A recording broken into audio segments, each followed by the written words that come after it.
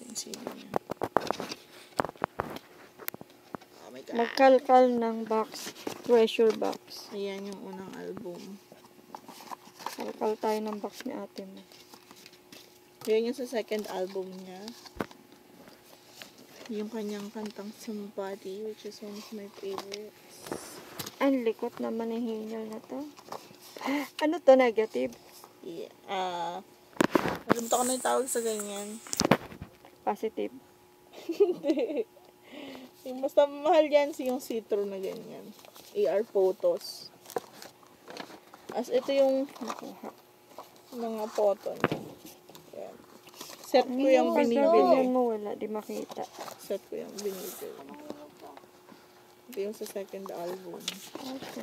Notebook type siya kaya pwede siyang sulatan. Pero asa kayo, hindi ko susulatan ito. Ayan. Bang-bango. Ano papel? Uy, grabe naman nga. Naghahanap ka ng kuto gamit yan. Pinangano lang.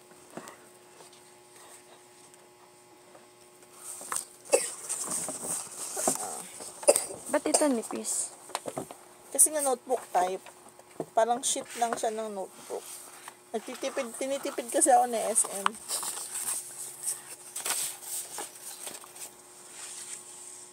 Ayan siya.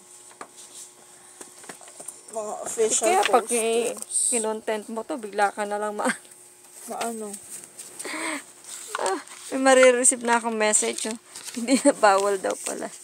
Ay, hindi to bawal. Ang daming content creator na nag-unbox na ito. Minsan yung album, 100 piraso. Tapos lahat mukha lang ni Leo. Dalalagyan ko ng maayos na content. Pati backstory per album. Kasi hindi ako basta bumibili ng album kung hindi ko siya gustong bilhin.